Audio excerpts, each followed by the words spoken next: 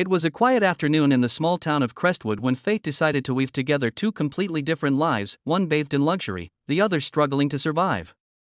Inside a modest little bakery called Sweet Crumbs, a father stood at the counter, his voice trembling as he whispered to the cashier, "I'm sorry. I can't pay for it. Please cancel the order." The birthday cake, decorated with bright blue icing and a tiny superhero figurine, had been meant for his son, his entire world. The cashier froze, sympathy flickering in her eyes as she realized what had just happened. Behind them, a woman in a sleek black coat paused mid-step, her attention caught by those quiet, painful words. She was a billionaire, yet in that moment, her heart broke for the man who had just given up something priceless. Backhand index pointing. Right before we go further, if you believe in kindness, second chances, and the beauty of humanity, please take a moment to like, comment, share, and subscribe. Your support helps us share more real and emotional stories like this one. The woman's name was Evelyn Pierce, CEO of one of the biggest real estate empires in the country.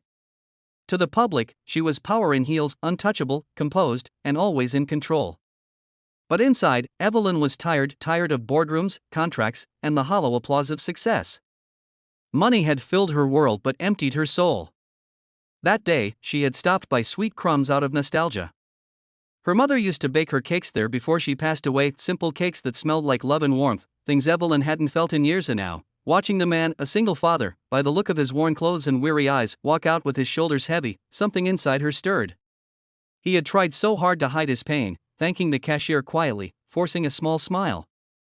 But as he turned, Evelyn saw his son outside, pressing his nose against the glass, staring at the cake that was no longer his. The boy's eyes were wide with excitement, unaware that his father's heart had just shattered inside that bakery. The man's name was Daniel Brooks.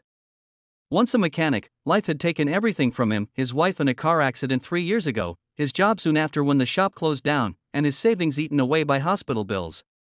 All he had left was his 6-year-old son, Eli, a boy with the biggest smile and the kindest heart. Daniel did odd jobs now, delivering packages, fixing old engines, anything that could keep a roof over their heads. Eli never complained. He never asked for much. But when he shyly said he wanted a superhero cake for his birthday, Daniel promised he would get it. And for a week, he worked extra shifts, skipped meals, and saved every coin. But then his old truck broke down the night before, and the repair costs took everything he had saved. Standing in that bakery, he realized he couldn't even afford his son's cake anymore. Evelyn couldn't look away. She didn't know what moved her, pity, empathy, or perhaps the faint memory of her own father, a man who had once gone hungry so she could have a proper meal. Without thinking, she stepped forward and asked the cashier to keep the order open. She quietly paid for the cake and added something more: balloons, cupcakes, and an extra surprise.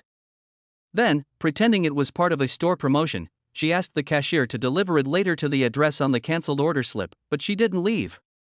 She followed them at a distance, her luxury car trailing behind Daniel's rusted pickup as he drove to a small neighborhood on the edge of town.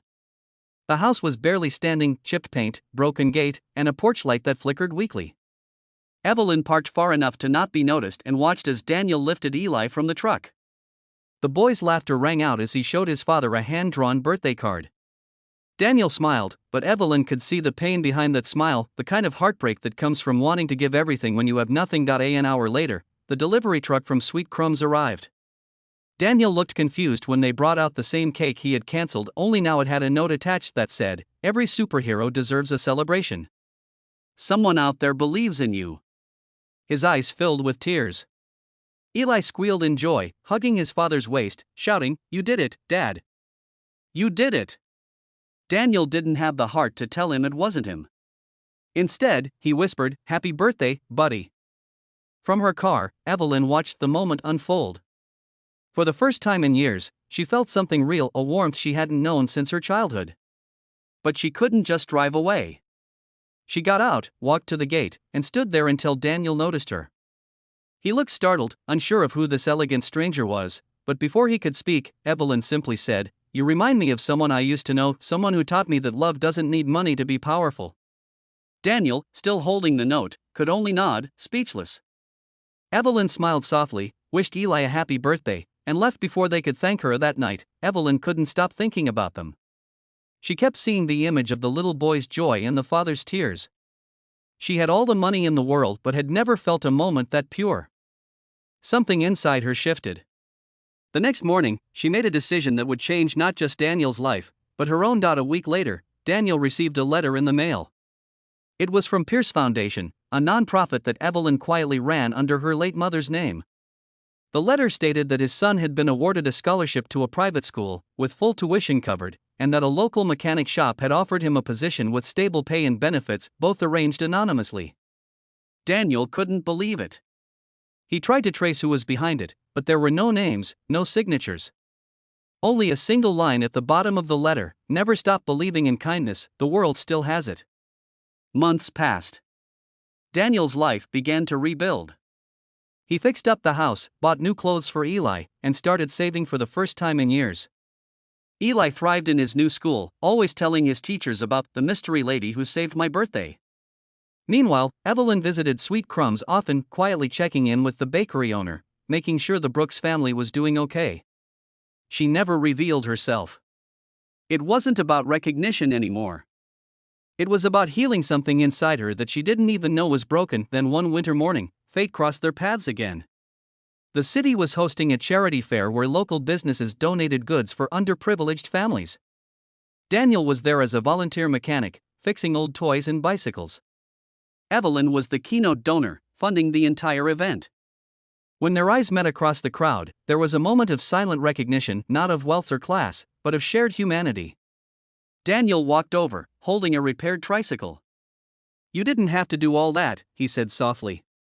Evelyn smiled.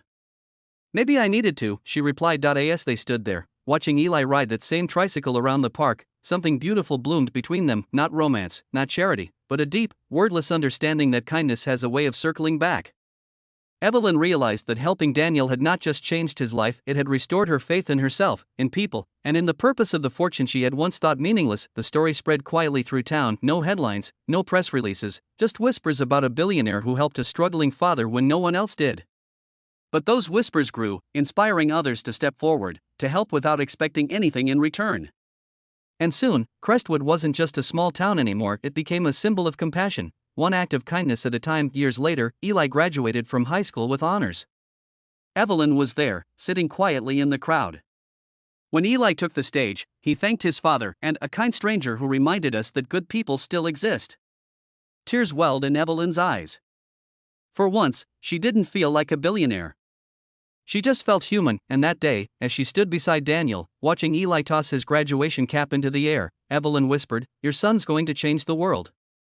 Daniel smiled back and said, "You already did." The crowd cheered, and for the first time in a long while, Evelyn felt that rare kind of joy that money could never buy, the joy of knowing that even the smallest act of kindness can rewrite someone's story.